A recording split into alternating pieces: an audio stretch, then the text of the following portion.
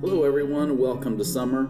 It certainly has been a long time since we have done a water resources outlook, but with new staff on board and a break in the persistent rain, well, maybe I'm a little too early for that.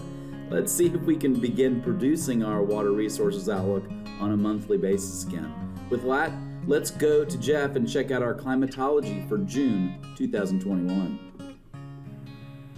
Okay, thanks, Todd. And let's start off by looking at the past 30 days of precipitation. And we see two areas that have been seeing the rainfall there. One of them being there in parts of Mississippi, and also one being in eastern North Carolina. These are the same areas that we have seen flooding in the past month. But other areas have been dry, with spotty areas across Georgia there in the green colors, indicating less than 2 inches of rainfall. As far as departures, this is what they look like. Many areas in the yellow, meaning below normal, with spotty above normal areas. And then we see two areas there that we just talked about that are several inches above normal. So we're watching the recent tropical activity very closely, as that area there in Mississippi is prime for efficient runoff and flooding. So how are we looking so far year to date? Here's what we're looking at since the beginning of the year, and actually pretty close to normal for most locations. Some spotty above normal, and we see below normal across South Florida, but most areas looking pretty good on precipitation the past 6 months. So when we talk about normal rainfall, climatology, we see state-by-state climatologies for each month, and the rainfall picks up this time of year, especially across Florida and the Florida Peninsula, as the convective wet season begins. So how have stream flows responded to all this? Here is the 28-day average stream flows, and pretty much the same as the rainfall patterns since the beginning of the year, near normal across most of the region, except above normal along the eastern North Carolina coast, as well as parts of the Tom Bigbee River watershed there in Mississippi and Alabama. We also see some scattered below normal stream flows there in the Florida Peninsula. So this tropical season, and already we've seen some activity going on here this week, and so let's take a look at where we see typical development areas during the tropical season.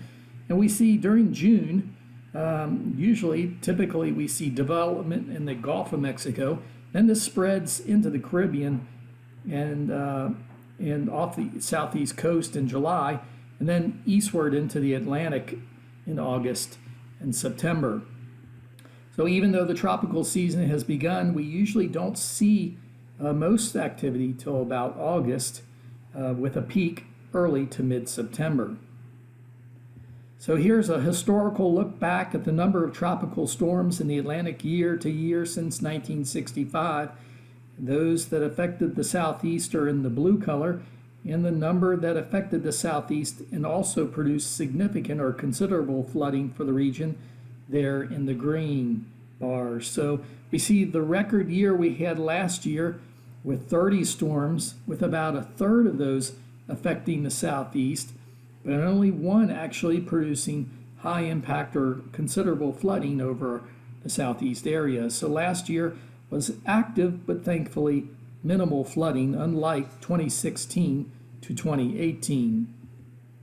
So typically we see 1 in 4 Atlantic Basin storms have an effect on the southeast in any given year, and about 1 in 9 Atlantic storms affect the southeast and also produce considerable flooding within the region. For more on what we can expect this year in the short and long term for this hurricane season, here is Chris and Todd. We're beginning the period with a high chance of tropical formation in the Gulf. Regardless of development, heavy rain will be associated with the system, though the impacted areas will be dependent on the path of the low and the associated rainfall.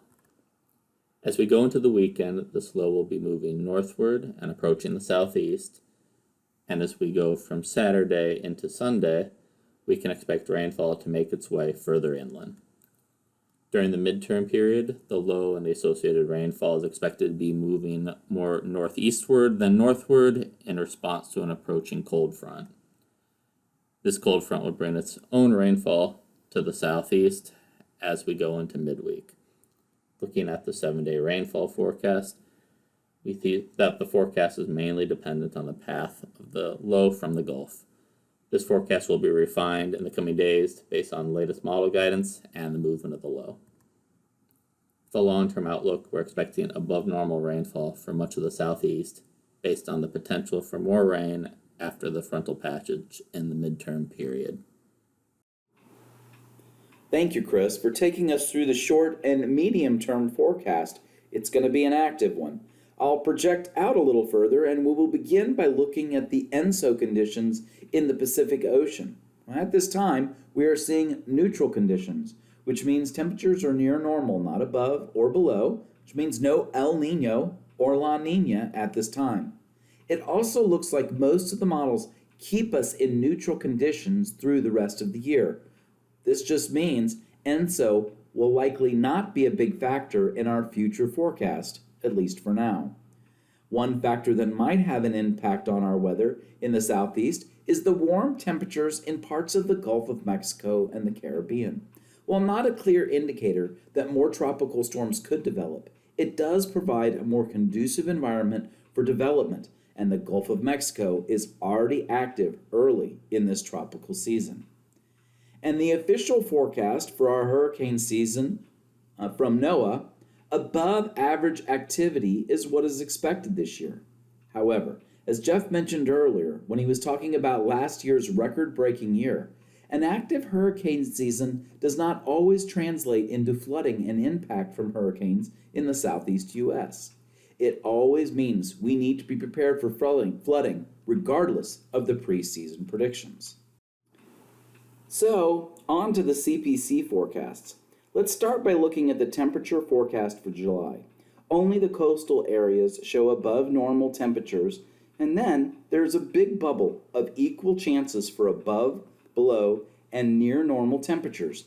This relates well to the precipitation forecast, which looks like this as a bubble of normal precipitation over that same area where we have those equal chances. And again, just partly because we would have rain over that area, that would mean that our chances for maybe normal temperatures are more likely, and above normal chances are just a little bit less likely. So that's what gives us our equal chances for that temperature forecast.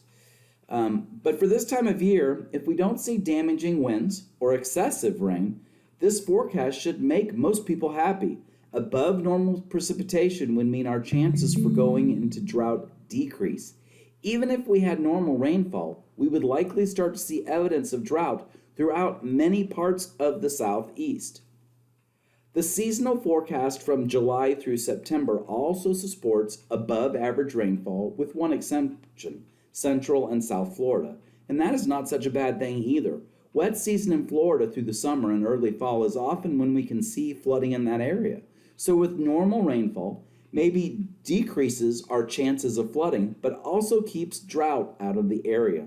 So optimistically, this forecast leans towards us not going into drought rapidly and is also not a warning of excessive flooding either. A pretty good forecast for this time of year. However, one strong, slow-moving tropical system could mess that all up. So keep up with forecasts in your local area. The extended seasonal outlook for the October through December timeframe indicates that the pattern could be changing with below normal precipitation forecast for western portions of our area. It's early, so we will watch to see what kind of consistency these forecasts have in the coming water resources outlooks.